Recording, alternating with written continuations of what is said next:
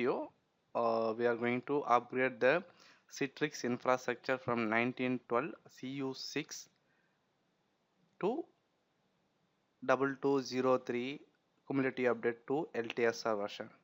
So before going to the Citrix infra upgrade, we need to check the compatibility for the existing infrastructure to the next level, next version of the Citrix product. Like suppose for example, you are going to upgrade 2203 version, the existing infra you need to assess whether the existing SQL server is compatible with the latest version of Citrix product, the license server, then the operating system. You need to verify if everything is compatible, then you can go for the upgrade. For the upgrade sequence, first we need to do the upgrade for the Citrix storefront server and then director, then delivery controller. If we have Citrix provisioning service, you need to update the Citrix provisioning service before delivery controller upgrade. So in this video, we'll see how to upgrade the storefront server.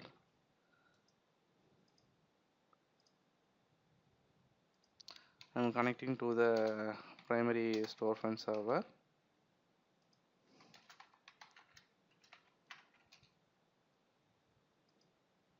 We have two storefront server in the server group. So you can see SF1 and SF2. SF1 is the primary server. Okay, now what we need to do in the real time.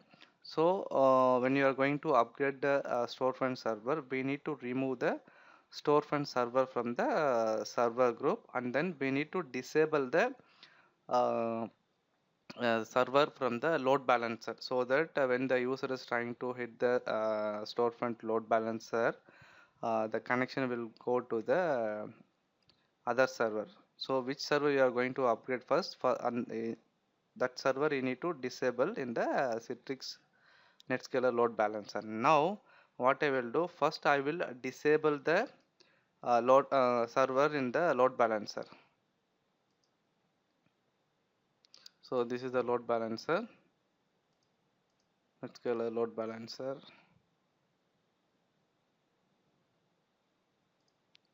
So we have two server. Go to service group, edit. So we have two storefront server, SF1 and SF2. First we are going to upgrade in the SF1. So just select the server, go to action, disable the server. So now it's out of service. So when the user is trying to hit the storefront URL, the connection will go to only SF2, not SF1. So now click close. Now go to store, then server group, select SF2. Just remove the server from the server group.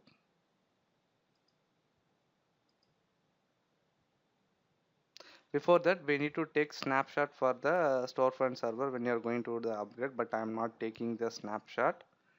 This is a test environment, so I am not taking the snapshot, but in real time you should take snapshot before going for the upgrade. So now just close this console, just map the ISO file to storefront 1 2203 cumulative update 2.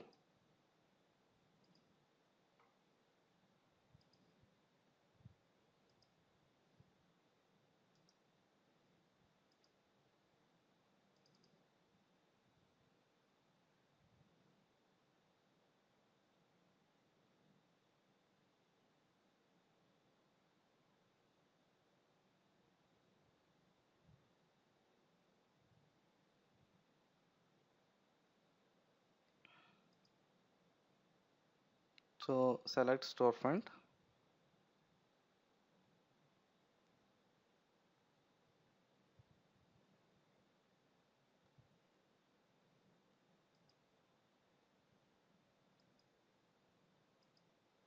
So storefront has successfully upgraded.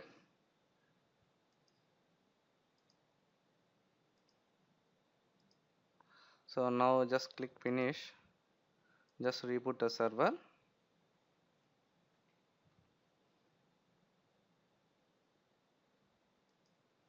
So once it's up, what we can do, we can validate the internal URL access by SF1 URL, individual URL. Once it's working fine, then we can enable the server in the load balancer, and then we can disable the second server in the load balancer, and then we can start the upgrade. So only in primary server you need to upgrade directly. In other member server you need to uninstall the existing role, and then you need to reinstall again, so that you can add the server again back to the server group. Remember, only in primary server you can do direct upgrade, but other member server you need to uninstall and then reinstall.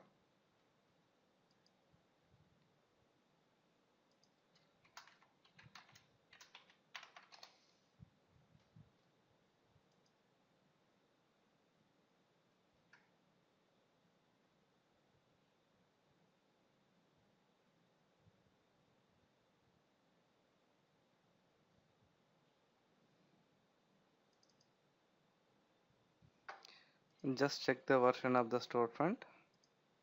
So now we have upgraded to 2203 LTSR cumulative update 2. Just try to access the storefront 1 URL to validate the access.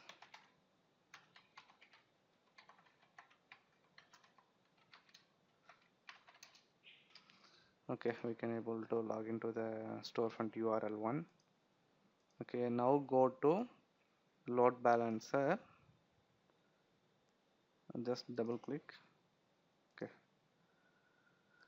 just log in.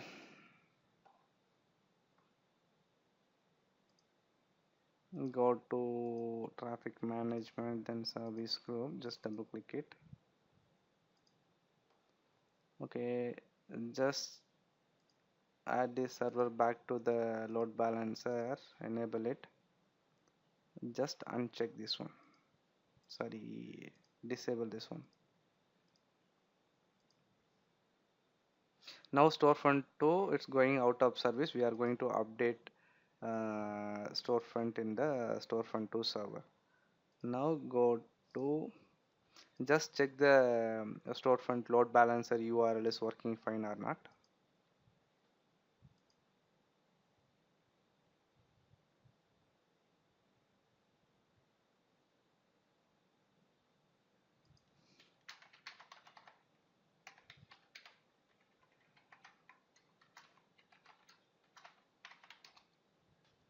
Okay, load balancer URL also working fine. Now just take RDP2 storefront server 2.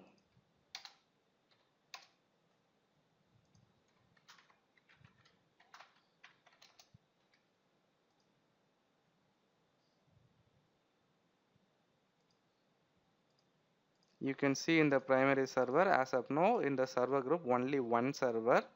Post upgrading that storefront server 2, we can re-add it. Okay, now check the version of the existing storefront 1912 cumulative update 6. Just close this window, just go to control panel,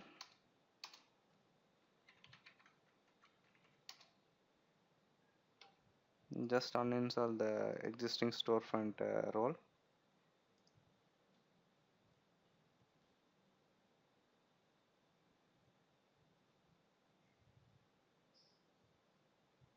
Role has been successfully removed.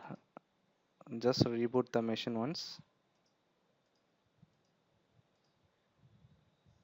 Now we are going to install the storefront 2203 cumulative update 2 in the storefront server 2.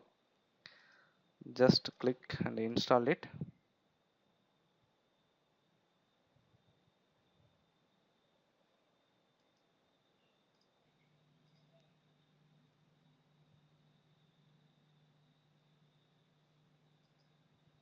So installation is completed. We launched the storefront console, and just check the version of the storefront 2203, and just click join existing server group. Just mention the server name Citrix ff1 dot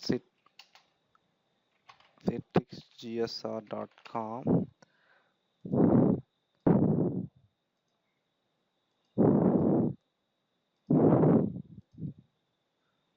SF2 has been joined into SF1 server group successfully. Just propagate once. It's got failed during the propagation. Just to propagate the changes once. Let's see. So now propagation has completed successfully. Okay, you can see green. So now what you can do, just try to access the application by using storefront2 URL. Once it's working fine, then you can enable the server in the load balancer.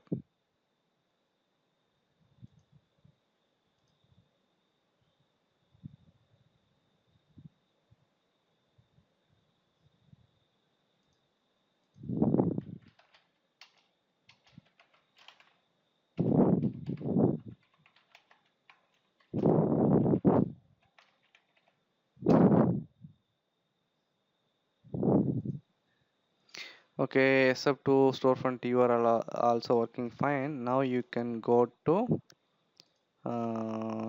Netscaler, enable storefront 2 in the load balancer.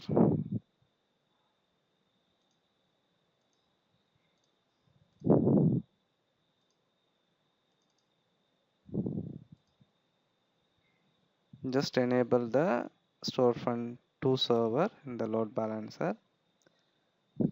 Click done. Now both the server is up and running fine. Just check in the virtual server.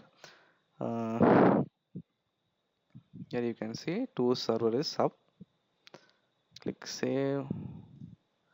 Now go to, just try with the storefront load balancer URL whether there is any issue or not.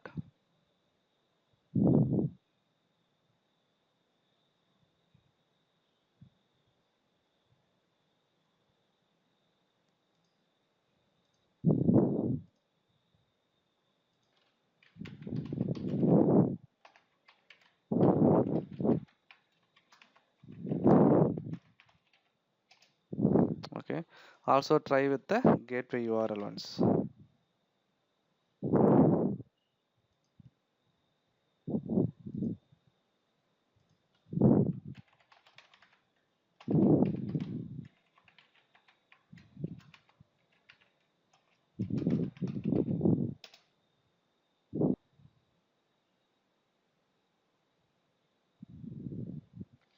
Okay, thank you. In next video I will show you how to upgrade the delivery controller from 1912 to 2203. Thank you.